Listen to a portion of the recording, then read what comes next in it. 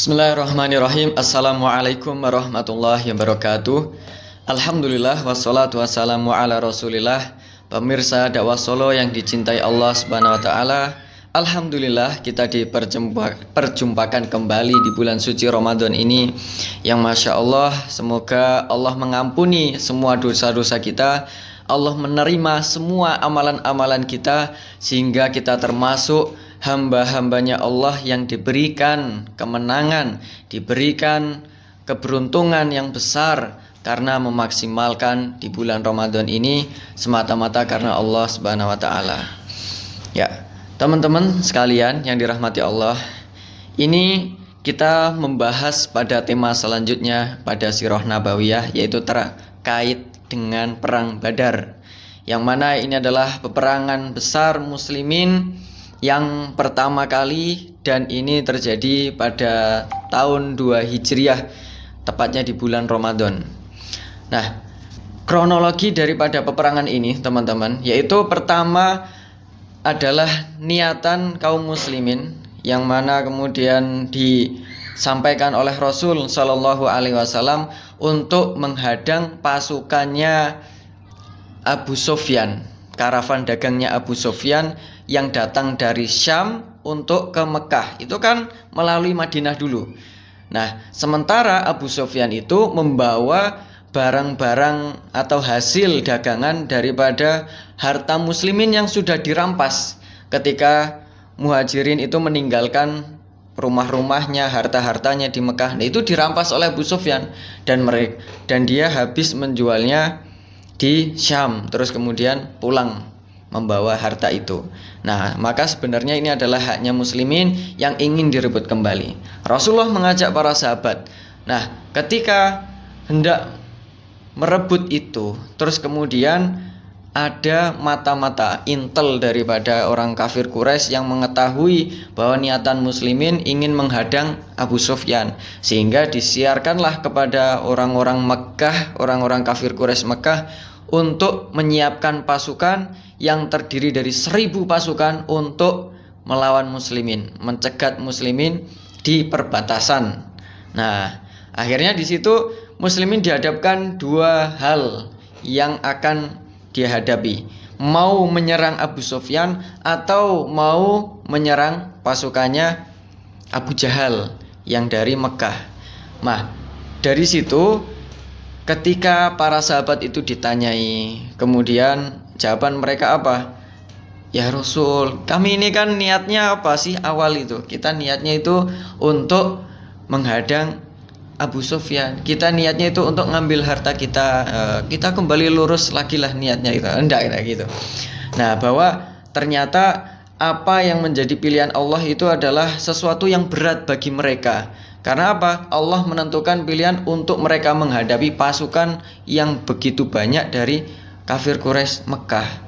Nah, sehingga mereka agak berat untuk menerimanya, sampai disampaikan dalam Quran surat Al-Anfal, yaitu yujadilunaka fil haqqi ba'dama tabayyana ka'annama yusaquna ilal maut wa hum yangdurun. Mereka berdebat tentang kebenaran itu. Nah, karena saking beratnya ya, bayangin 300-an muslimin harus menghadapi 1000 pasukan, yang mana mereka itu merasa ka'annama yusaquna ilal maut, seakan-akan mereka itu digiring kayak sapi yang digiring oleh tukang jagal mau disembelih, seolah-olah kayak gitu. Sampai nanti kalau kita melihat di perang Badar nanti, bahwa Rasulullah Shallallahu Alaihi Wasallam itu diperintahkan oleh para sahabat untuk di barisan paling belakang. Karena apa? Saking menduganya mereka bahwa mereka akan kalah di perang Badar, sehingga Rasul suruh paling belakang saja, mereka yang maju depan. Nah, ini ya sampai segitunya teman-teman. Nah, ternyata kalau kita melihat sampai di endingnya di perang Badar itu, ternyata luar biasa.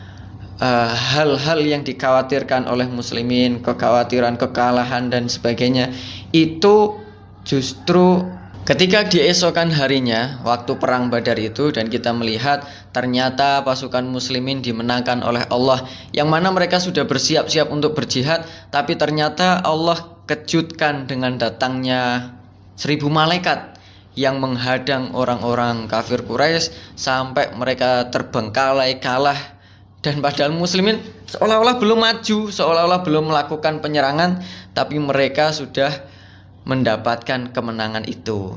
Nah, inilah yang bisa kita ambil pelajaran pada perang Badar ini adalah kadang maunya Allah itu nggak sama dengan apa yang kita mau. Kayak misalkan tadi para sahabat itu niatnya untuk mengambil hartanya kembali. Wah, seneng banget ya. Tapi ternyata Allah menghendaki yang lain, supaya mereka itu melawan kafir Quraisy, bukan malah melawan pasukannya Abu Sufyan.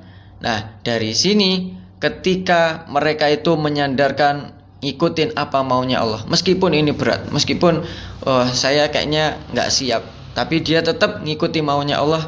Nah, ternyata endingnya adalah yang terbaik. Nggak mungkin Allah itu ngasih yang ingin mencelakai hambanya. Nggak mungkin Allah itu ngasih sesuatu yang buruk terhadap hambanya. Dijelaskan dalam surat Al-Baqarah 216, fa'asa an takrahu syai'aw wa huwa khairul lakum wa asa an tuhibbu syai'aw wa huwa syarrul lakum wallahu ya'lamu wa antum la ta'lamun. Bisa jadi kamu benci terhadap sesuatu padahal itu adalah baik bagi kalian. Bisa jadi pula kalian menyukai sesuatu padahal menurut Allah itu buruk bagi kalian. Allah Maha tahu dan sedangkan kalian tidak tahu. Nah, makanya kita jangan sok tahu nih teman-teman. Kita coba dalam hidup ini ngikutin maunya Allah. Dalam syariat ini gimana sih? Coba kita ikutin. Loh, kok katanya ini jalannya Allah, tapi kok berat kayak gini ya? Malah justru saya merasa nyaman ketika belum hijrah. Saya merasa nyaman ketika dulu masih bersama teman-teman yang maksiat. Jangan kita itu beranggapan yang negatif dulu. Coba jalanin dulu. Insya Allah kita akan mendapatkan kebaikan. Inna ma'al usri yusra. Sesungguhnya bersama kesulitan Allah akan berikan ganti kebaikan lebih banyak. Nah, terus kemudian pelajaran yang kedua. Nah, setelah perang Badar itu selesai, ternyata muslimin mendapatkan ghanimah yang begitu banyak. Karena kita tahu ya, ketika kafir Quraisy itu berperang, mereka itu membawa banyak sekali emas-emas yang dalam bentuk berhala. Banyak juga, apalagi ribuan ya. Itu ada kuda, ada unta, ada berbagai macam perhiasan, harta benda yang mereka bawa. Nah, maka itu menjadi sebuah teguran, yang mana perang Badar ini adalah sebuah kemenangan, tapi merupakan sebuah warning daripada Allah Subhanahu wa taala, karena bisa jadi kemenangan di awal ini adalah sebab kekalahan kalian. Sampai-sampai Allah sebutkan di awal surat Al-Anfal, kalimatnya apa? Yas'alunaka 'anil anfal, ulil anfalu lillahi war rasul. Yaitu awal ayat Allah tegaskan di situ, mereka itu berdebat soal harta rampasan perang, soal ghanimah. Nah, muslimin itu justru ditaruh awal. Karena apa? Ini sebuah warning yang menjadi siklus tiap sampai berganti-ganti peradaban. Nah, ternyata yang menjadi sebab kekalahan muslimin itu bukan karena kuatnya musuh, tapi karena muslimin terlalu rakus harta. Bahkan sampai kalahnya muslimin di Andalus itu karena muslimin udah tergiur dengan harta. Termasuk kalahnya muslimin waktu perang dengan Mongol dan sampai runtuhnya daulah khilafah Utsmaniyah. Itu adalah karena muslimin sudah tergiur dengan harta. Jadi bukan karena kuatnya musuh, tapi karena sebagaimana yang dikatakan oleh Rasul Shallallahu Alaihi Wasallam bahwa muslimin itu terjangkit hubbud dunya wa karahiyatul maut, ya, yaitu cinta terhadap dunia sementara dia takut dengan kematian. Maka ini pelajaran yang Allah taruh di awal ayat supaya muslimin tidak rakus terhadap harta. Kalau kita melihat saat itu pembagian ghanimah itu muslimin terbagi menjadi 3 kelompok, teman-teman. Pertama, ada yang pengen merasa berjasa bahwa kami ini yang paling depan barisannya ini. Wah, kami ini jatahnya mesti lebih banyak dibanding yang lain gitu. Sementara kelompok yang lain, enggak, kami ini yang harusnya lebih pantas untuk mendapatkan jatah yang lebih banyak karena kami ini termasuk pasukan yang mengejar musuh waktu mereka kabur. Sebagian kelompok yang lain merasa paling berjasa juga. Oh enggak, kami ini yang paling berjasa. Kami ini kelompok yang menjaga Rasul ketika orang-orang itu pada berserakan. Kami ini yang mendampingi Rasul supaya tidak dapat tekanan, dapat serangan daripada musuh. Mereka berdebat. Nah, sampai kemudian Allah sampaikan, qulil anfalu lillahi war rasul. Katakanlah bahwa ghanimah itu miliknya Allah dan Rasulnya. Fattaqullaha wa aslihu dzata bainikum.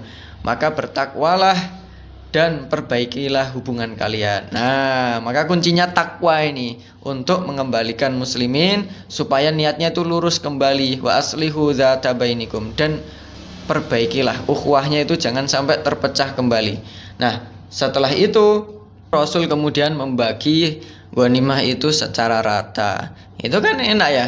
Orang yang dapat harta banyak duluan dia mengatakan, ini jatah saya. Yang enggak kebagian nanti, kembaliin. Nah, itu Rasul udah dawuh milik Allah dan Rasulnya, kembaliin. Nah, ini kemudian Allah tutup di ayat pertama itu, wa atiullaha wa rasulahu in kuntum mu'minin, dan taatilah Allah dan Rasulnya jika kalian orang yang beriman. Nah, disinilah kunci kemenangan itu bukan sekedar persiapan daripada strategi ataupun militer, tapi juga ketakwaan, yang mana ini melandasi muslimin di sepanjang sejarah untuk membuat takut musuh-musuhnya, dan disitulah Allah memberikan keridhoannya terhadap kemenangan bagi muslimin. Wallahu a'lam bishawab. Semoga apa yang kita bisa dapatkan pada pertemuan ini bisa menjadi wawasan yang luas bagi kita, sekaligus menjadi sebuah ruhiyah perjuangan dalam menjalani kehidupan di hari-hari kedepannya. Barakallahu fikum. Insyaallah kita akan lanjut di episode selanjutnya. Wassalamualaikum warahmatullahi wabarakatuh.